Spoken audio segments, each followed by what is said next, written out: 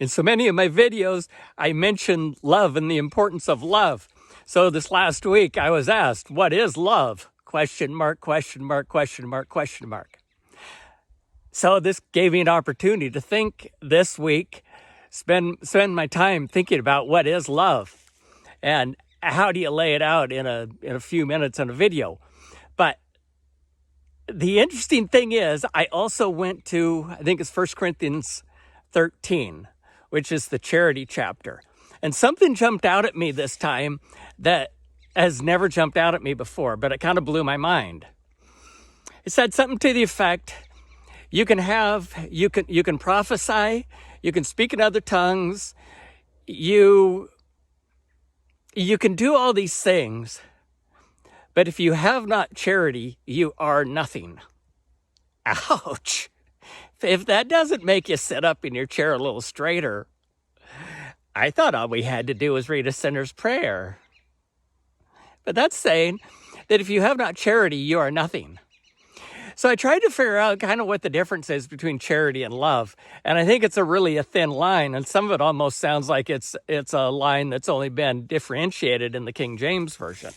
I mean, that was original. I don't know about NIV and any of the other ones. But from the Geneva to the NIV, I think it was Geneva.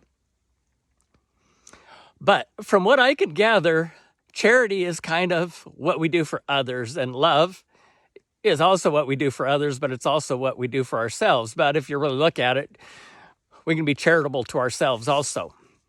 So I'm not sure there is a huge distinction between them. But if you have not charity, if you have not love, you are nothing. That just was kind of mind-boggling to me. But as I thought about this whole subject of love, it's no wonder we are so jacked up. And it is no wonder that we have such little understanding.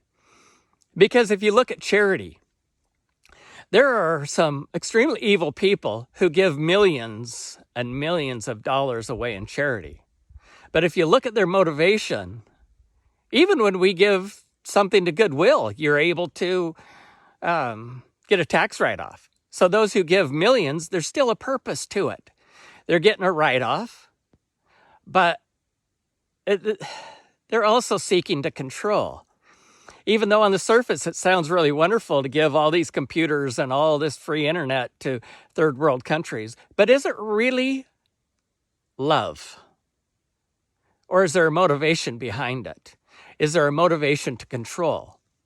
Does it make the people who are living in those third world countries, who then look upon us Americans, and they see basically the Facebook family, the Facebook life, they don't see all the truth. They don't see all the depression. They don't see all the suicides. They don't see all the drugs. They don't see all those things when they just look at a happy little American life. So does it make these people that live in a third world country, does it make them more content? Godliness with contentment is great gain. Or does it make them less content? What's love? Love is actually making people more content. Love isn't making people more discontented, more hate-filled towards another country. So our picture of charity is really fairly jacked up. So then look at love. We're given a family to show us love, to teach us what love is. Raise up your children in the ways of the Lord, and they will not depart when they are old. So, but what is our world teaching us about love? What are our families teaching us about love? Children hear their parents say, I love you. I love you. Love you more. All these things.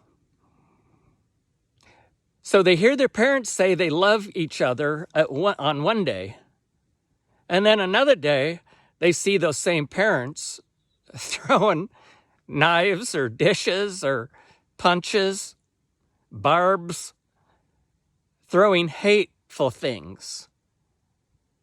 The next day, abusive things. How many times I'm going to say this is more fathers, do they tell their daughters or tell their children right before they're abusing them, that they're doing it because they love them. And then we wonder, even with siblings, brotherly love, how many older siblings beat on or are kind of abusive to their younger siblings? How many younger siblings were button pushers to the older siblings? It's not love. So our pictures that we are shown of love are incredibly jacked up. Our picture of what love actually is. Christ is the cornerstone. We're supposed to go to Christ. Even though I had a great family, great parents, I still don't look to my parents for what love is. That's why I try to go to Christ. Because Christ showed us what love is. Love never abuses. Love never hurts. Love in a relationship where you're walking on eggshells, it's not a relationship based on love. Perfect love casts out fear. Love isn't selfish. Love is giving. Love doesn't hurt. Love heals. So the relationships in our life that are hurting us, where we're having to walk on eggshells, that are manipulating us, that are selfish, those aren't relationships based on love. They may be based on a skewed picture of love, but they're not based on love. That's why it's so important to look to Christ. Because Christ doesn't mislead us. All these other forces mislead us. You look in the Bible, there are basically 3 types of individuals. Well, 4 if you want to look at Christ, but he was in alignment with God and the Holy Spirit. So you can just, there again, you can look at Christ. But you had the scribes, which were the educated people. You had the judges, which are the politicians and the attorneys. And you had the Pharisees, which are the religious people. So you have the religious people, you have the educated people, and you have the politicians. Look at who is guiding, look at who is telling us what love is. Look at who is telling us what a healthy family is. We've got a judge, one of the 12 highest ranking judges in probably the most powerful country, the most powerful court in the world. You can't even define what a woman is. And we wonder why we're messed up. It's trying to redefine what a family is. It's not love. It's hurting people. It's not love.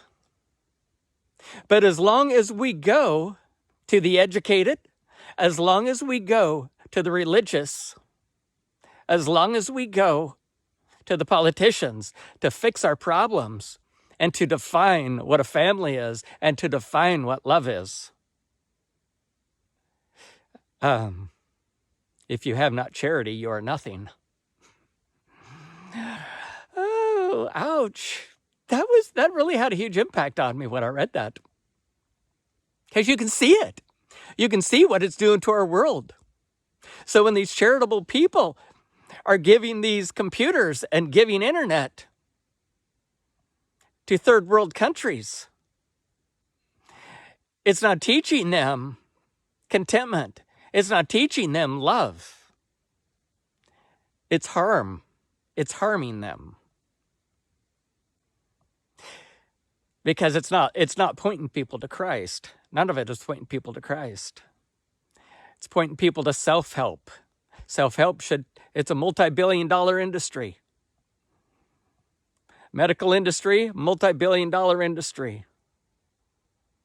Education, multi-billion-dollar industry.